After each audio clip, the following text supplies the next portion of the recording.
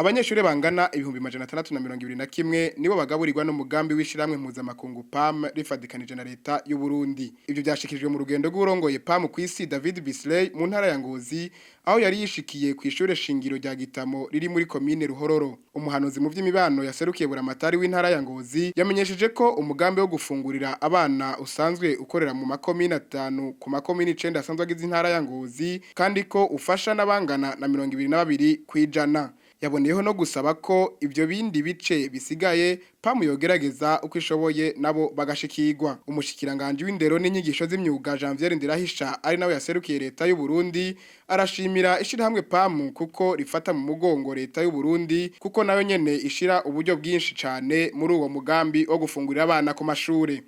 Umushikiranganje Janvier Ndirahisha kandi akaba yibukije abigisha ko ibanga ryabo ari abigisha barezi. Nibutse yuko indero iva hasi, sibyo? Indero iva hasi. Abatweretse agakino baratera ibyamwa, agomba yuko n'umundi mutashe muhira mu bitera iwanyu. Nimuze gupima amashuri n'imboga zitandukanye ngaha ku ishure no muhira mu bitere, sibyo? Kamushikiranganje muri ya ndero nziza iva hasi. Nagomba nibutse abarezi nabigisha barezi, ariko hari abandi bataye umurongo bagashurashuza abo barera. Ico kintu kirambabaza. Babarezi abigisha barezi, mwiyumvire muti burya nanje ko nabyaye uwomfatira umwana ku ngufu mubyakira gute?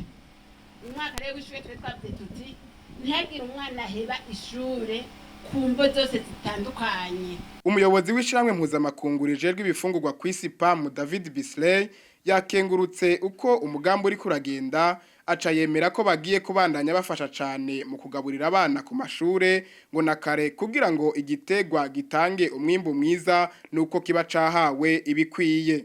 Rero mukeneye gufungura neza. And listen to your teachers. Hama kandi mwumvirize abigisha banyu. And to your parents. Hama n'abavyeyi banyu. And thank God. Hama kandi mushimire n'Imana yo mwijuru. We have seen around the world when children have good nutrition, countries prosper. Twarabonye mu isi yose yuko iyo abana bafunguye neza n'igihugu kiratera imbere.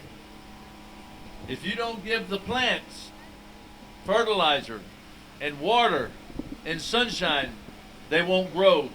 Mugihe wotera imbuto hanyuma ntushiremo amazi nguvomere cyangwa ushiremo n'umwavu, urumva ico gitegwa ntikizoshobora kugira iki gukura.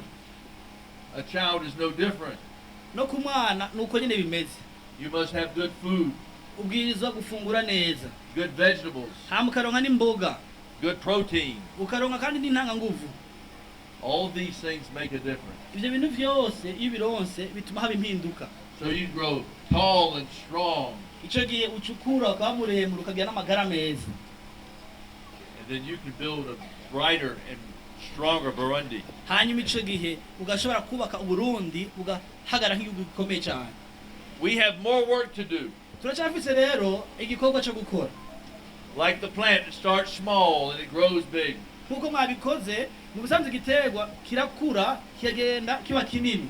You are going to build a great Burundi. Mwebwe nimwe muzoshobora kubaka Burundi bukomeye cyane. We believe in you. Twe turizera muri kazoza kanyu. Your leaders believe in you. Abarongozi b'igihugu cyacu cy'u Burundi barabizeye namwe.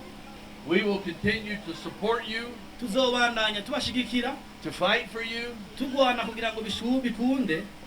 And most importantly, kandi cyane cyane, to pray for you. Tubasengera Imana. God bless all of you. Imana ibahezagire mwese. Ubuyobozi bw'ishure shingiro rya Gitamo bukaba bwaciye butembereza uwo mushitsi mu kumwereka umugambi ugizwe n'imirima n'ubworozi bw'ingurube n'inkwavu bashize mu ngiro mu ntumbero yo gusahiriza no kuronsa abana ifungurwa zikwije ivyankenerwa mu mubiri. Kakaba kabaye n'akaryo kuri uwo mushitsi BEASLAY arongoye ishirahamwe PAM kw'isi kwifatanya n'abana bo kuri iryo shure mu gusangira akavuna musase.